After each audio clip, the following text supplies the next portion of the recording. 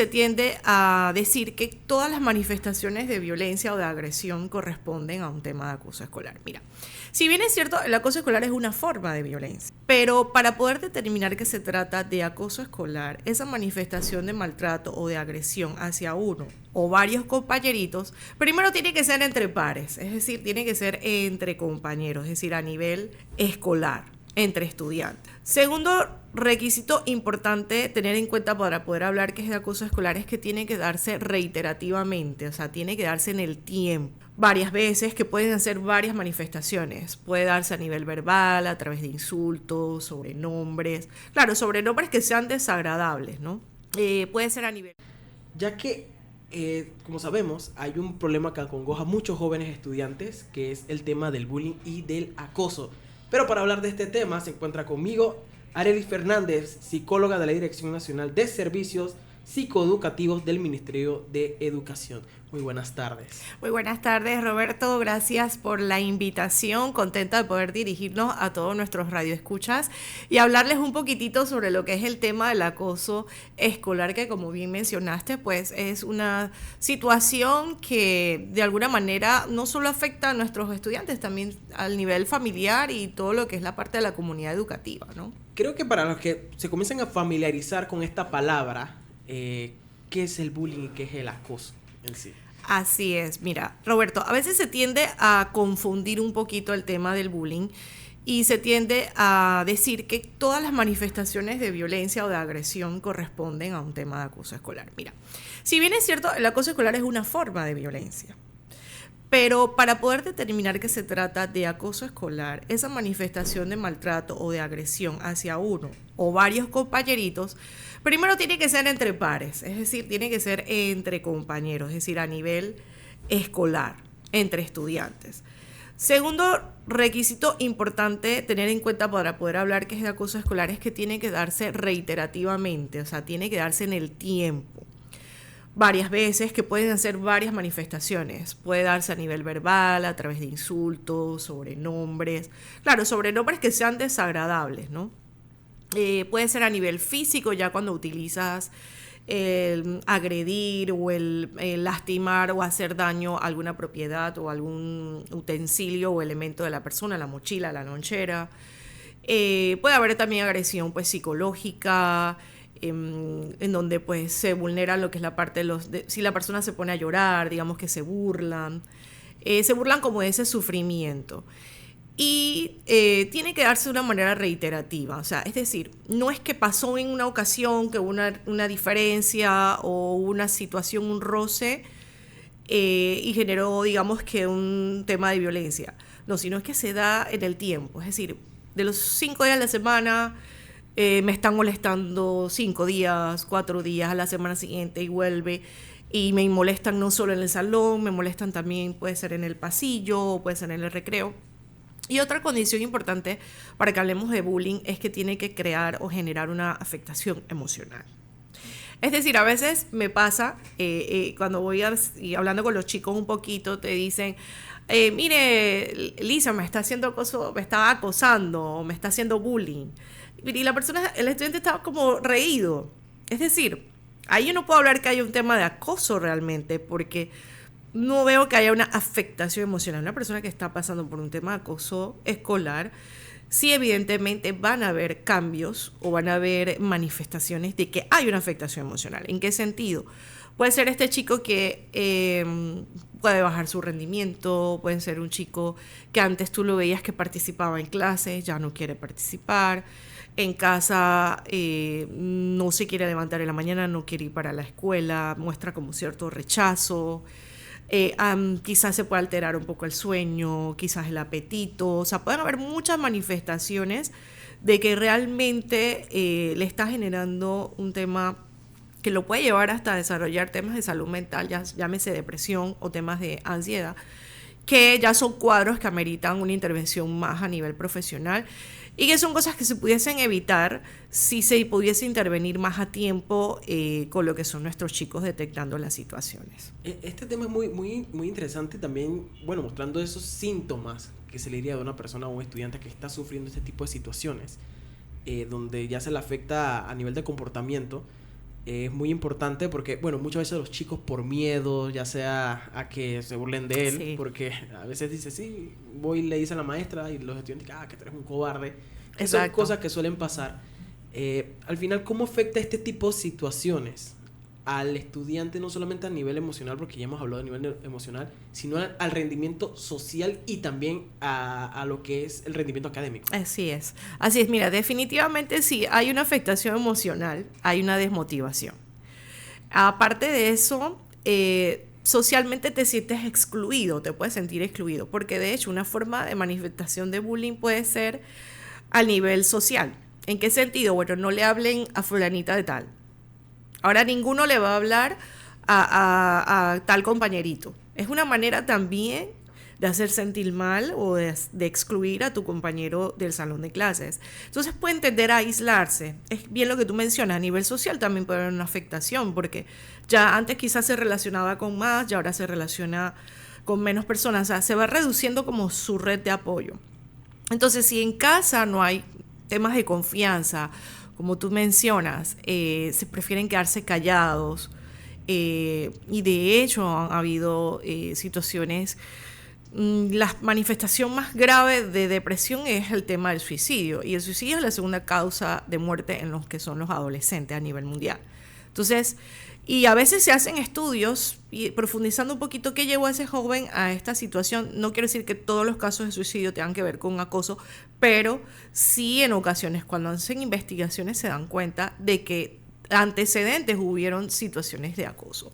Y de hecho, en consulta que he podido ver jóvenes, situaciones de primaria que ocurrieron en primaria, digamos que de alguna manera se sigue viendo o le sigue afectando a pesar de que ya cambió de escuela, a pesar de que ya cambió de entorno.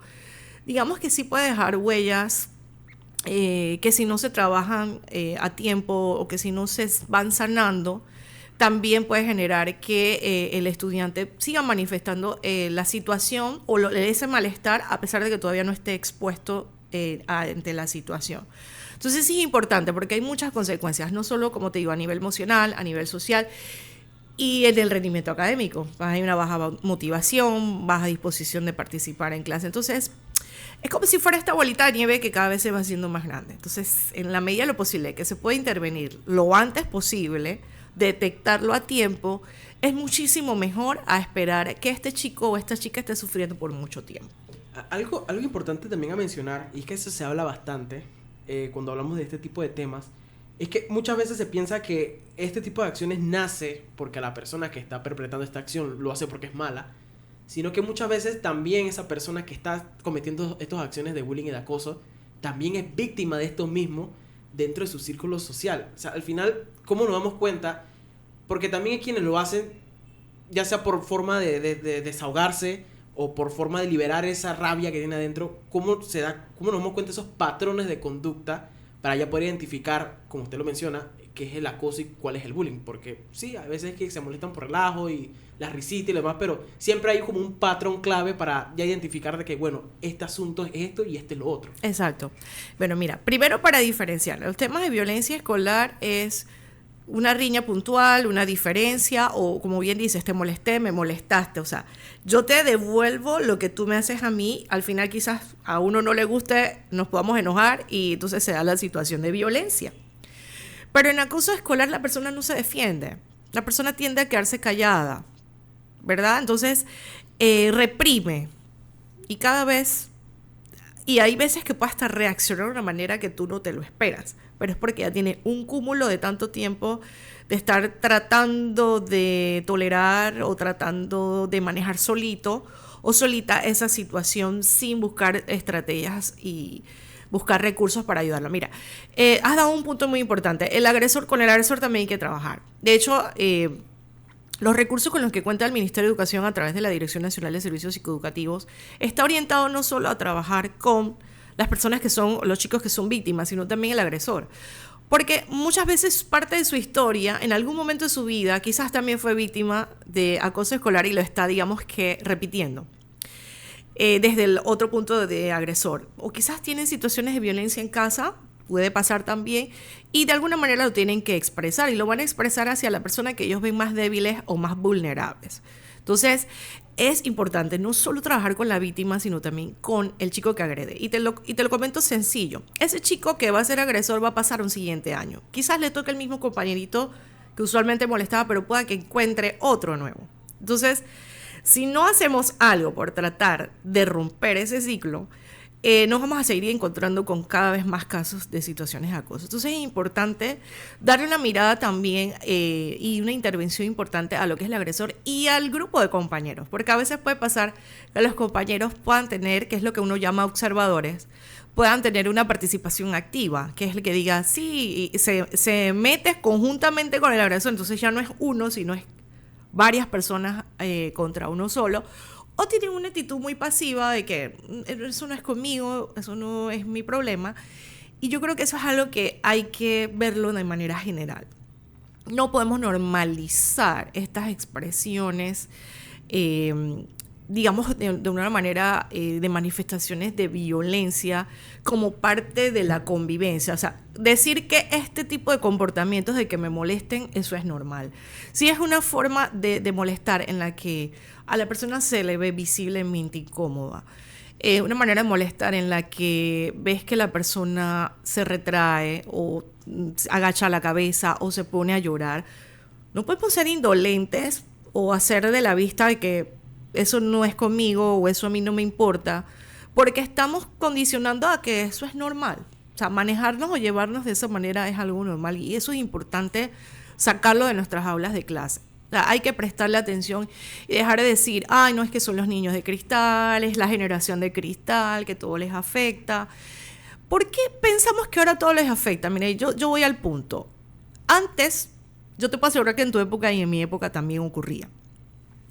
Quizás no de la misma intensidad o quizás no tenía un nombre, pero quizás ocurría. Pero a lo mejor las personas intervenían más. O también que en casa quizás tenían una mamá un poco más presente, un papá un poco más presente, o un familiar importante que estuviera allí supervisando. Porque te puedo asegurar que los papás donde identifiquen, donde tengan una buena comunicación con sus hijos, donde se den cuenta, perciban estos cambios que se dan, pues va a intervenir. Y una manera de intervenir es me voy a acercar a la escuela a ver qué está pasando, voy a conversar con la profesora a ver si ella ha identificado algo, está pasando algo en el salón de clase, estoy viendo que mi hijo no se comporta de la manera que usualmente es, algo me está preocupando, ¿me explico? Entonces siento que con los papás hay que hacer un trabajo enorme de mantener esa comunicación y sobre todo en la adolescencia que a veces se piensa, bueno, ellos están grandes.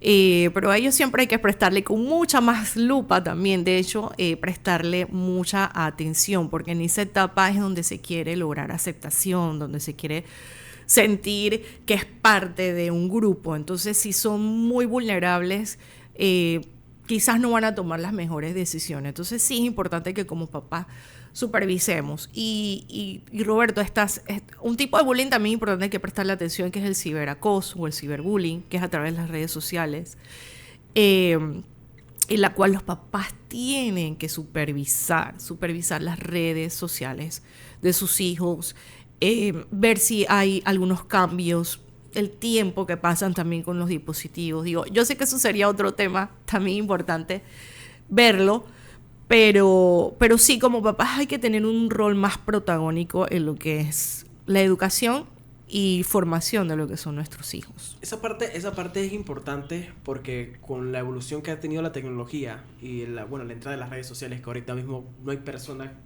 muy rara vez ves a alguien que no tenga redes sociales, también se da que se usa como instrumento para tener este tipo de prácticas y muchas veces los padres, no por mala intención, sino porque se piensan que al tener un celular muy posiblemente le pase algo y es cuando más puertas se abren para que siga pasando este tipo de situaciones. Y lo importante es eso, ¿no? Es como mantener esa vigilancia activa de que no por ser adolescente, no por ser una persona llegando a la adultez, tenga que aguantar ese tipo de acciones, porque generalmente a ninguna persona le gustaría que lo traten mal y lo traten feo. O sea, claro. Es algo del ser humano.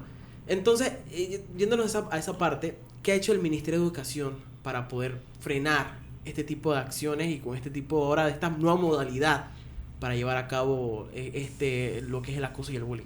Así es, mira, a través de la Dirección de Psicoeducativos, que es la que rige lo que son los gabinetes psicopedagógicos, que actualmente hay 175 a nivel nacional, Nosotros manejamos ahorita una estadística de este año hasta julio de 75 casos reportados. Pero ahora bien, sabemos que hay muchas más escuelas donde no hay la cobertura. O sea, yo te puedo dar datos, te puedo dar información puntual de donde hay gabinetes. ¿Qué recursos cuenta? Tenemos una guía diseñada especialmente que se llama Habla Conmigo, que es una guía diseñada para prevención de lo que es el acoso escolar, a través de talleres donde podemos informar a nuestros chicos, donde les podemos decir el acceso que tienen, que cuentan con apoyo, ya sea a través de hablar con sus padres, hablar con sus docentes, hablar con el equipo de psicólogos y trabajadores sociales o hablar con el departamento de orientación, para que se puedan tener intervenciones y utilizar de hecho otra estrategia que se tiene, que esa más que todo es a nivel prevención primaria, que es, digamos que no necesariamente hay una situación de acoso, pero te estoy informando y estoy previniendo para que tú sepas de qué se trata. Pero tenemos también otro recurso, que es cuando ya tú detectas una situación de acoso escolar, que es a través de un protocolo en donde una vez captado el caso y que uno determine realmente que se trata de un acoso escolar y no un tema de violencia escolar, porque si es un tema de violencia escolar, sí también tiene un manejo, ya sea a través de la comisión de disciplina o determinar pues si requiere algún otro tipo de canalización. Si determinamos que es un tema de acoso escolar, entonces se utiliza el protocolo donde se interviene con la víctima, es decir, con el estudiante que es agredido, con el agresor en otro momento, en momentos diferentes, con el grupo de compañeritos, y también se interviene con los padres de familia, porque no los podemos dejar por fuera. Ellos también son pieza fundamental y clave para sensibilizarlos en el proceso. Luego de este protocolo tenemos también un protocolo, digamos que general, cuando se trata de acoso escolar, hacia dónde lo tenemos que remitir, si se trata de violencia escolar, hacia dónde lo tenemos que remitir. Y tenemos también un programa que se llama Juntos por una Comunidad Sin Violencia, que trata de hacer actividades para lo que es fomentar el liderazgo y también lo que es la mediación escolar, es decir, a través de estudiantes, por ellos mediar y darles recursos para manejar los problemas de otra perspectiva o buscando alternativas diferentes para resolver lo que son los problemas. Entonces, esas son las herramientas con las que contamos, pero sí es importante poder detectar, porque los gabinetes no están en todos los salones de clase. Entonces, los docentes son los que principalmente pueden captar o pueden darse cuenta si se están dando situaciones constantes de acoso escolar, y de hecho a través de sensibilización de nuestros líderes, de que puedan también ellos identificar y por qué no a veces remitir. A veces son ellos los que nos dicen, miren, está pasando esto con mi compañero y demás. Entonces se trata de hacer un abordaje respetuoso, teniendo en cuenta lo que es la confidencialidad, pero también dándole la confianza de que es momento de hablar y que es un momento ya de no tener que seguir tolerando lo que te está pasando, y que podemos ayudarte a salir adelante y que esto no genere en ti tantas secuelas que tú tengas de arrastre por mucho tiempo. Ya para ir cerrando esta entrevista con un tema que, bueno, uno pensará que ya quedó en el pasado, pero lastimosamente sigue estando muy presente en los planteles. Ese mensaje para el que nos está escuchando, que tenga un hijo o tenga un hermano que está pasando por este tipo de situaciones, si nos puede repetir también cuáles son esos síntomas de que está ocurriendo esto y dónde puede encontrar la información en caso tal que logre identificar cómo conseguir las herramientas también para poder frenar este tipo de acciones. Así es, mira, dentro de las páginas del Ministerio de Educación se pueden meter y buscan los programas. Ahí te va a salir el programa Habla Conmigo, que te da algunas herramientas si tú eres docente y quieres intervenir con tu grupo, te puede ser de mucha ayuda. Los padres de familia también, allí se cuenta lo que es la ficha técnica, en la que el director o el docente también puede llenar y remitir si hay algún caso de acoso escolar. Es importante también el tema de mantener la comunicación con tu hijo. Como les mencioné en temas, pueden haber muchas manifestaciones, muchos síntomas, pero si ves que tu hijo baja su rendimiento, no quiere ir a la escuela, a veces pueden somatizar y tener como síntomas fisiológicos y no necesariamente es por una enfermedad como tal, que si le duele mucho la barriga, lo lleva hasta el médico pero está bien, y si persiste y no quiere ir a la escuela, lo ves retraído, aislado, ya no disfruta, antes disfrutaba hacer tal cosa, ya no lo disfruta, lo ve muy aislado, muy metido en su cuarto. Es momento de hacer una pausa y poder tener ese acercamiento, conversar, me preocupa cómo te estoy viendo, cómo te estoy observando.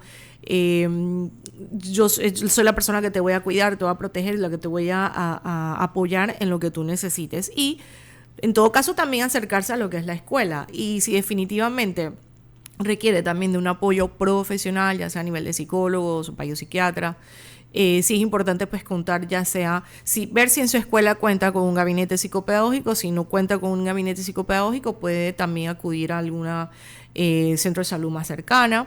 También, como les mencioné, está la ficha técnica y está pues la línea de la dirección psicoeducativa 515-7338, la cual pues también pueden dejar sus inquietudes y nosotros procederíamos a canalizar digamos que un centro educativo donde hay cobertura de gabinete, se pone en conocimiento. Y si es un centro escolar que no es de cobertura de gabinete, pero hay un gabinete cercano, se puede también hacer la gestión para remitirlo. Lo importante es poder tener acciones.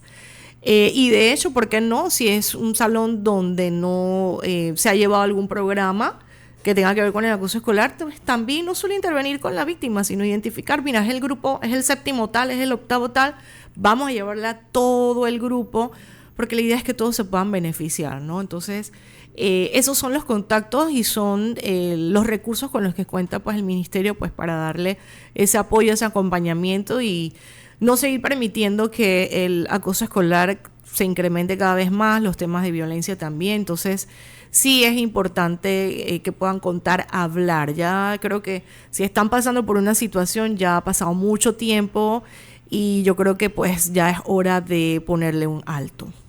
Estuvo con nosotros Arely Fernández, psicóloga de la Dirección Nacional de Servicios Psicoeducativos del Ministerio de Educación, conversando un poco sobre este tema del bullying y el acoso escolar, que, bueno, y reitero, es algo que sigue pasando y es un problema de la actualidad que está afectando a miles de estudiantes que, bueno, que ya sea por el silencio o por el miedo, muchas veces no se llega a expresar. Así que si usted escuchó esto y escuchó, claro, esos síntomas, ya sabe cómo pedir ayuda. Y bueno,